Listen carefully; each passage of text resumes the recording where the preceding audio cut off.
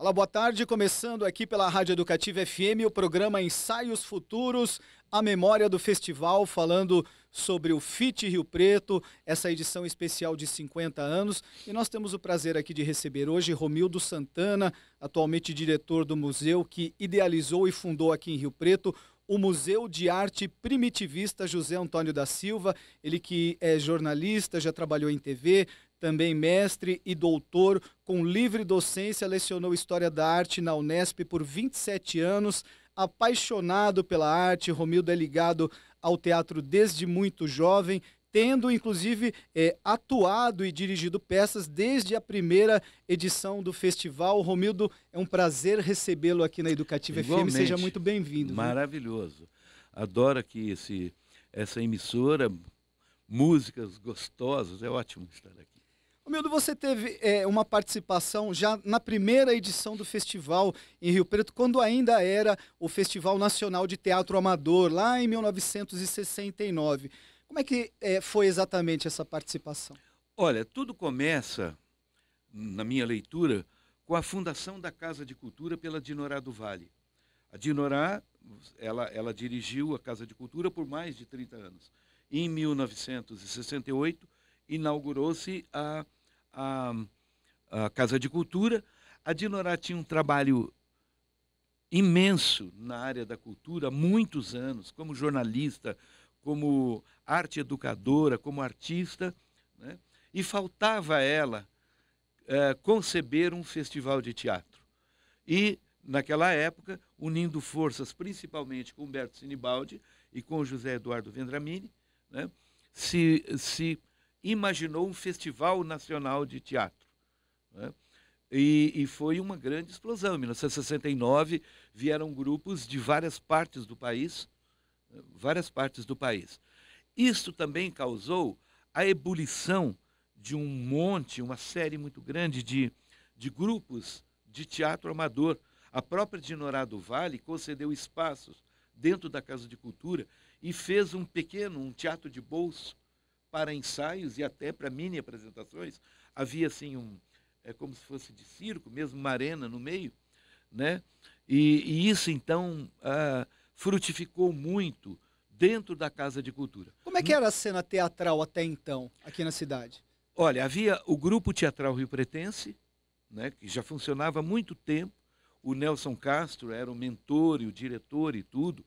Ele ia para São Paulo assistir as peças e depois fazia uma espécie de colagem daquilo que ele tinha visto, né? E essas peças eram exibidas nos cine-teatros, nos cinemas da cidade, que naquela época também apresentava teatro. Cine Rio Preto, Cine Ipiranga. Shows musicais também, eram shows musicais, de vários espetáculos, esquetes, né? E o Nelson Castro trazia mais ou menos na linha do teatro brasileiro de comédia, comédias, uma coisa um pouco mais conservadora. Naquele momento também havia um fervor, por assim dizer, de modernidade, né? A gente está pensando no começo da Tropicália. Então, em São Paulo já havia espetáculos como o Rei da Vela, como o Teatro Oficina, né? O Teatro de Arena, Arena conta Zumbi, Arena conta Tiradentes. Então havia Hair, né? Na época, Humberto Sinibaldi e eu viajávamos todo final de semana, toda sexta-feira, de trem, e íamos assistir a esses espetáculos em São Paulo. Não só esse espetáculo, mas também filmes, que demoravam para chegar aqui em São José do Rio Preto. Pois bem, se imaginou, então, eu acho que como uma espécie de síntese da obra magnífica, dessa mulher magnífica na história de São José do Rio Preto, que é a Dinorá do Vale, escritora, jornalista, professora, bordadeira, né? Essa é a grande Dinorá do Vale. E eu acho que com esse movimento que pairava nos grandes centros do Brasil e, ao mesmo tempo, movimentos também um pouco de reação da censura que havia na época, né? Peças, por exemplo, Roda Viva, do Chico Buarque, sendo censurada, as pessoas invadindo cena, essas coisas todas. Então, surgiu um movimento muito forte e foi assim que se criou o primeiro festival, né, a primeira edição do Festival Nacional de Teatro Amador, que era lá na Basílica, no salão ao lado da Basílica, né, e que foi um grande sucesso, porque por ser o primeiro, não se esperava tanto. E não se esperava também grupos de tantos lugares do país que vieram, né? Goiânia, gente do Nordeste, gente do interior de São Paulo, Santos, que o movimento teatral era muito forte, né? Rio de Janeiro, e isso também, vamos dizer, frutificou nas edições seguintes. Bom, aí nós estamos no ano de 1969. Nesse ano você não participou com uma peça sua, mas em 1970... Eu participei assim, como na ator, plateia, na plateia, ajudando, né? A gente girava em torno da Casa de Cultura e da própria construção do Teatro Municipal, né? A gente ficava muito em torno daquilo, né? Mas em 1970 teve uma montagem sua que rendeu, inclusive, vários prêmios, né? Conta um pouquinho pra gente sobre esse trabalho apresentado logo no segundo ano de festival. Bom, peraí. Em 70, houve uma grande montagem, já oriundo da primeira edição do festival, em 69. Então, em 70, houve a montagem do espetáculo A Muralha da China, de Max Frisch. Era um espetáculo que reunia cerca de 40 atores, muitas vezes em cena. Eu fazia um papel de um mudo e acabei ganhando o prêmio de ator com esse espetáculo. A Secretaria de Estado da Cultura mandou para Rio Preto um diretor profissional chamado Fernando Muralha e o grupo chamava Teatro de Grupo porque unia os vários grupos que militavam no teatro naquela época. Aí, fora o teatro de grupo, havia, por exemplo, o TUF, Teatro Universitário e Filosofia, do qual eu participava como aluno da antiga Faculdade de Filosofia, Ciências e Letras. Eu entrei em 69 na faculdade, no ano do festival, né? E eu montei um espetáculo chamado O Troco, do Domingos Pellegrini Júnior. Imaginei que não haveria problema, porque o texto já tinha sido apresentado e já tinha sido liberado pela censura. Mas, naquela época, havia também a censura visual. Então, vinha um censor de São Paulo e assistia o espetáculo e determinava o corte de cenas, mudança na trilha sonora, mudança em elementos. E ele determinou, então, a proibição do espetáculo inteiro, né? Aquele espetáculo, o cenário era do J.C. Cerrone. Isso foi em 1969, no ano do festival, da primeira edição do festival. A sonoplastia era minha, que era baseado no álbum branco dos Beatles, e era com o Batista Oliveira e o Toninho Pompeu. O Toninho Pompeu virou ator de novela, ele fez o papel do Zumbi dos Palmares no filme do Cacá Diegues. Ele virou um ator profissional. Morreu há pouco tempo. Mas proibiu, o motivo é que o Toninho Pompeu era negro e o papel dele era o papel de um patrão. Então eles ficaram grilados por que um patrão pode ser negro. Olha só. Olha o absurdo. 50 anos atrás, né? Então foi por essa razão. Aí, em 70, na segunda edição, eu montei um espetáculo chamado Zoo Story, do Edward Albee, que o cartaz e o cenário eram do J.C. Cerrone. Você citou diversos nomes importantes, Dinorado Vale, o Vendramini, Humberto Sinibaldi, mas eu queria que você falasse especificamente do trabalho do J.C. Cerrone, a importância desse trabalho para para o festival e até a sua relação pessoal com ele. Olha, o José Carlos Serrone, ele fazia o curso de matemática na Faculdade de Filosofia, Ciências e Letras, que depois veio a ser o IBILSE. Ele fazia curso de matemática. E ele militava como artista plástico também, né? Depois é que ele foi fazer a Faculdade de Arquitetura e Urbanismo, a FAU, da USP, depois que ele foi embora aqui de São José do Rio Preto. Então, ele participava na perspectiva gráfica e cenográfica, né, cartazes e cenários, mas também ele participou como ator. Ele participou de um espetáculo chamado Os Cegos, como ator, né, mas ele era principalmente um artista plástico, né? Havia, por exemplo, na estação rodoviária, painéis grandes do J.C. Serrone. Então, ele participava de um grupo que era o grupo Teatro Universitário e Filosofia, porque ele era aluno da faculdade, entendeu? Naquela época. Então, foi dessa maneira que... né? Agora, o Vendramini era também aluno, né? Eu participei como ator de um espetáculo do Vendramini, dirigido por ele, chamado A Sagrada Família, do qual espetáculo participava o José Roberto Arduin, que é profissional, a Malu Pessim, que hoje é profissional. O Arduin é aquele que fazia o papel do homem, eu acho que era de um Guaraná Antártica, não sei o que. Não, era Suquita, eu não me lembro bem o que era, que ele fica assim... O tio da Suquita. Isso, ele ficou conhecido charme, como o tio da Suquita. É isso mesmo, fazendo charme com a menininha e tal. E ela fala, tio, não sei o que tal. E ele fica meio assim. O Zé Roberto Arduin também participava desse espetáculo dirigido pelo Vendramini. Então foi um momento, tudo essas coisas começaram a girar em torno das energias criadas pelas primeiras edições do Festival Nacional de Teatro. Ô Mildo, vamos avançar um pouquinho no tempo, né? Um festival tão longevo, completa 50 anos. A partir de 2001, inclusive com a entrada do Sesc como parceiro importante do FIT, do festival, que até então era um festival de teatro amador, passou a ser um festival internacional.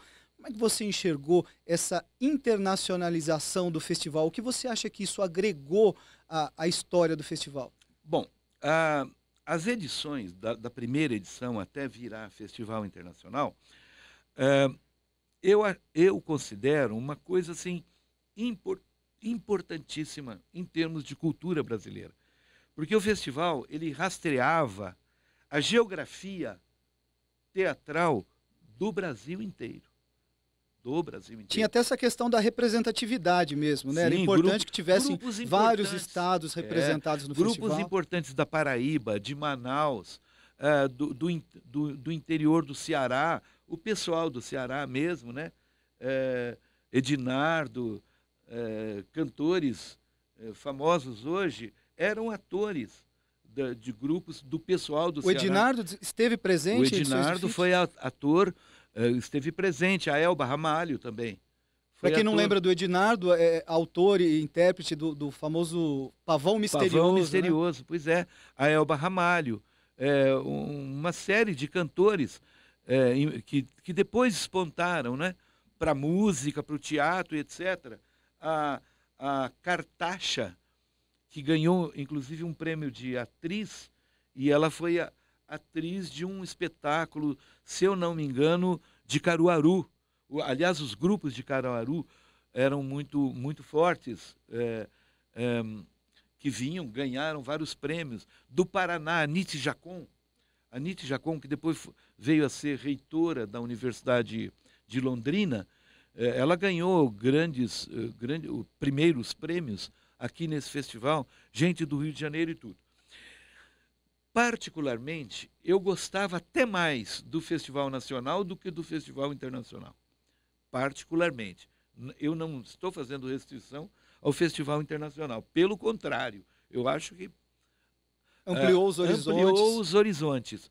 Mas antes era uma coisa puramente nacional e você poderia, digamos assim, ter uma visão crítica do que se passava, do que se pensava em termos de teatro no Brasil inteiro.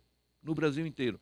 O Festival Internacional faz isto, mas mescla com coisas também com estilos, com estéticas, com coisas diferentes de vários países. Então, agregou, mas eu não sei se eu sou muito saudosista, mas eu gostava principalmente da outra parte. Nós estamos conversando aqui com o Romildo Santana. Você citou essa questão da internacionalização que trouxe um caráter até então desconhecido ao que era o festival. Mas eu te pergunto, muita coisa mudou nesses 50 anos. O que você consegue vislumbrar que o festival mantém ainda dessa essência que você mantém esse saudosismo? Olha, a gente percebe que o nosso país se transformou muito nesses 50 anos, muito, né? E aquele momento lá, né? Aquele momento lá, a gente vê assim no movimento do cinema brasileiro, no movimento do teatro brasileiro, das artes plásticas no Brasil, né? O começo, o 1969, muita coisa estava acontecendo. E é claro que isto foi se transformando com as transformações que houve no Brasil. Né? A gente estava em plena ditadura militar, um ano depois do ato institucional número 5, né? E isto gerava um fervor muito grande vamos dizer, de enfrentamento da repressão, enfrentamento da censura e etc. E nos momentos, quer dizer, quando acabou a ditadura em 1960 e 1985, é natural que acontecesse uma espécie de afrouxamento dessa vontade de você lutar. Isso é normal. O Dom Quixote, que é de 1605, já fala sobre isso. Ele fala assim, que naqueles momentos de maior tensão, né, os movimentos artísticos são muito mais poderosos e criativos que depois nos momentos de menor tensão. Bom, os momentos de menor tensão também geram produções artísticas, vamos dizer, com maior distanciamento crítico, menos emocional, menos emotivo, menos sentimentalismo e mais a participação da razão. Né? E isso faz com que a arte também, as expressões artísticas também mudem na forma e no conteúdo. Né? Então, e é bacana, então, na história do festival, a gente perceber essas transformações que houve neste meio século, especialmente no nosso país. Né? E a gente vê, concomitante a isso, essas transformações que ocorreram em toda a América Latina, né? E no mundo inteiro. Né? Um festival com 50 anos. Pois olha, a gente estava na Guerra do Vietnã, entendeu? Nós estávamos na Guerra do Vietnã, se falava muito. Eu assisti ao espetáculo Hair, que imagina, os atores no intervalo, todos nus, pelados, né, andando no meio da plateia. E a questão da Guerra do Vietnã ficava um pouquinho à parte. Eu fui agora, em Nova York, assistir uma remontagem do Hair 50 anos depois. Aliás, vi 2 vezes. No outro ano eu voltei outra vez para assistir. Né? Que é o texto original. Então, o assunto da Guerra do Vietnã estava, assim, à flor da pele do espetáculo. Você está vendo? Então, naquela época, numa época de alta censura, você imagina os atores andando nus no meio, na hora do intervalo do espetáculo e distribuindo margaridas para as pessoas que estavam lá. Né? Mas isso aqui no Brasil. Né? A questão da nossa guerra não era o Vietnã. A questão da nossa guerra era a ditadura militar, era o AI-5. Então, você está vendo? Mas essa coisa temperamental, essa coisa sentimental, pairava nos movimentos socioculturais e nos movimentos estéticos e artísticos, pelo menos no nosso continente, mas também na Europa, obviamente. E um festival com 50 anos de história, Romildo, passando por tudo isso que você falou, contextos políticos, contextos culturais diferentes, tem alguma peça ou algum momento que você acha que marcou mais para você na história do festival? Eu só queria ilustrar, eu fui diretor do Teatro Municipal também. E uma vez, no período que eu fui, no pequeno período, só para você ver a questão da proibição, né? Havia programado o grupo de rock Made in Brasil, né? Eu, diretor do espetáculo, diretor do Teatro Municipal. Naquela época, as poltronas, as cadeiras do Teatro Municipal eram cadeiras soltas, de plástico, tá? Algumas emprestadas da Basílica, que eu fiquei sabendo. Sim, é verdade. Pois bem, os empresários, etc., me pediram se podia tirar as cadeiras do teatro para o pessoal sentar no chão ou ficar de pé. Era grupo de rock and roll, né? Que, aliás, está nativa até hoje. Eu peguei e falei, claro, pode tirar tudo, né? Aí, o secretário de Cultura da época disse que eu não tinha autorização para tirar as cadeiras. Eu falei, eu sou diretor, eu tiro. Ah, mas não pode tirar, tira, vai ter. Vai tirar, sim. Tirou. Bom, no primeiro dia, lotado, né? Lotado. No dia seguinte, eles tinham novas apresentações lá no teatro. Veio o secretário de Cultura proibindo o espetáculo, porque eles estavam se apresentando com uma malha de balé, que na cabeça dele eles estavam seminus, você imagina uma malha de balé, e o baterista tocava em cima de um tanque de guerra. Eles tinham essa característica meio performática na apresentação deles, né? Você vê, isto foi em 70 e lá vai pau, depois de 75, né? Porque eu era professor da Unesp nessa época. Então, eu não estava lá, mas terminei minha aula à noite e fui para lá para o teatro, né? E aí não vai ter espetáculo, porque eles estavam seminus, né? E com aquele tanque de guerra que não pode. Isso em 70 ele vai pau. Eu falei, vai ter, não tem, vai ter, não tem. E mandaram, o secretário de Cultura Municipal chamou a polícia para preservar que não existia, que não tivesse lotado. Aí eu escrevi uma carta de demissão, pendurei na porta do teatro e fui embora. E não teve espetáculo. Você entende? São coisas que aconteceram. Agora, isto aconteceu ao mesmo tempo que havia o festival. O Festival Internacional de Teatro era mais potente, era mais forte, tinha mais apoio popular na cidade que uma simples apresentação de um grupo de rock num lugar como o Teatro Municipal, né? Eu estou falando isto porque as pessoas das novas gerações não fazem ideia do que aconteceu, né? E isto é bacana porque mostra assim que o Festival Internacional de Teatro sobreviveu a esses sobe e desce da história, né? Das coisas que aconteceram. Rio Preto ainda era o fundo do sertão, né? Rio Preto se desenvolveu muito nas últimas 2, 3 décadas, muito, né? Em 1969, qual era a população de São José do Rio Preto? Menos que 100 mil habitantes. Inclusive, muito desse crescimento a gente pode atribuir à visibilidade artística e cultural que elevou a cidade de patamar. Rio Preto tem umas coisas magníficas. O Brasil tem, né? A gente perdeu esses dias o João Gilberto, né? O Brasil tem umas coisas magníficas. E Rio Preto, poxa, tem Paulo Moura, que é um nome internacional. A gente tem a Dinorá do Vale, a gente tem o José Antônio da Silva, sabe? Que tem quadro no MoMA, no Museu de Arte Moderna de Nova York. Não é brincadeira. Não é brincadeira. Entende? O José Antônio da Silva foi revelado em 46. Rio Preto, qual era a população de Rio Preto?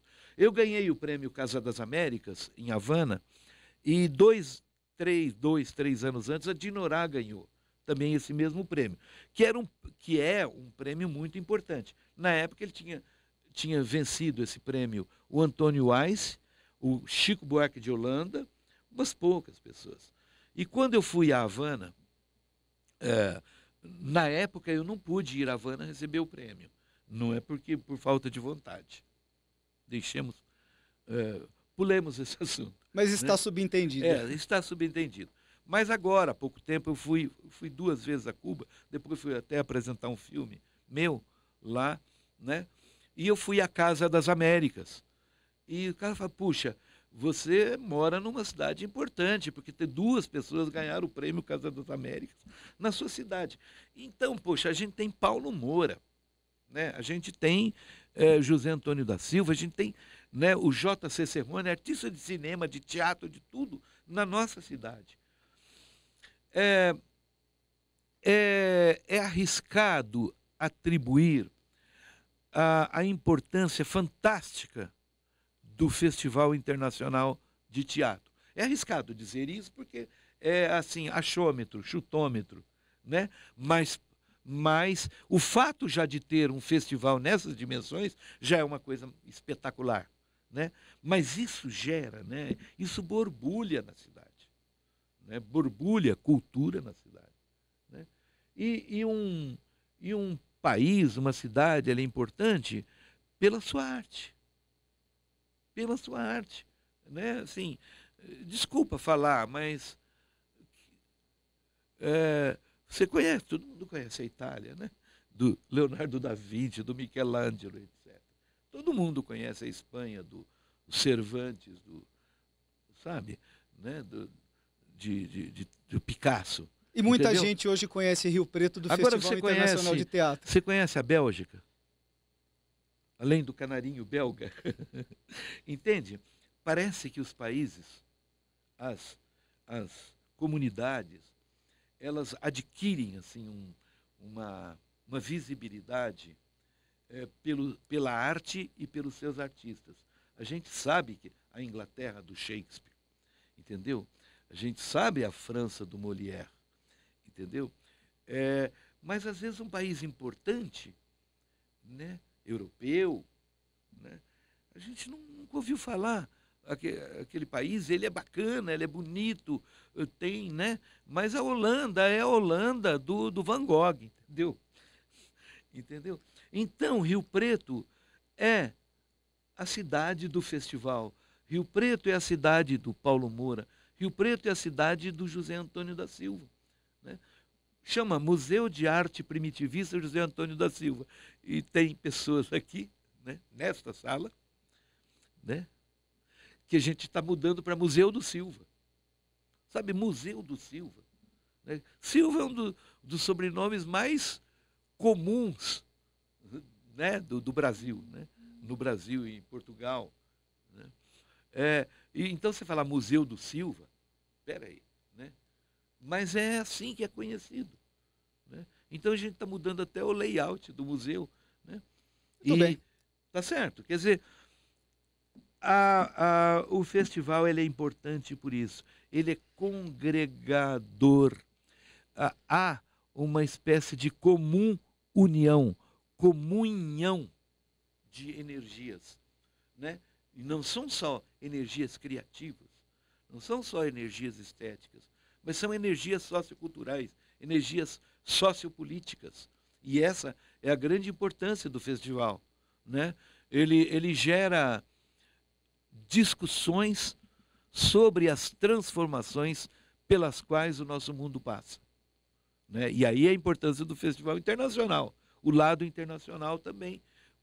A televisão, que é o veículo que entra na nossa casa diariamente, etc., o rádio, né? Mas principalmente a televisão, né? Porque o rádio é muito local. Né? Essa emissora aqui que vocês estão ouvindo é uma coisa muito, muito brasileira. Mas a televisão, ela mostra aquele ramerrão. Né? Ela é difícil de mostrar transformações. E o teatro é transformador. As coisas evoluem com mais rapidez. Né? E tem aquela coisa também do olho no olho, da gente sentir o calor das pessoas ao vivo. É diferente. Né? É diferente uma coisa que passa por uma ilha de edição, que é editado depois, daquela outra que você tem o calor humano, o abraço, né? A voz, a respiração. E isso que é importante em matéria de teatro. Romildo Santana, muito obrigado pela sua presença aqui na Rádio Educativa FM, no programa Ensaios Futuros, a memória do festival. Você que participou e participa ainda da história desse festival de teatro que traz tanta importância e tanta visibilidade cultural para a nossa cidade. Muito obrigado mais uma vez pela sua presença. Opa. Seja sempre bem-vindo aqui na Rádio Educativa. E eu quero me convidar para falar sobre o Museu do Silva. Ok? O convite já está feito, então. Falou, numa próxima então vamos oportunidade, queremos você aqui na Educativa, Ok. falando sobre as novidades do museu, o número de visitas que aumenta a cada dia. É bastante importante que a população saiba disso tudo que está acontecendo. Ok. Um abração para todos aí. Estaremos de volta amanhã, às 5h15 da tarde, com mais um programa Ensaios Futuros, a memória do festival. Um grande abraço a você e até amanhã.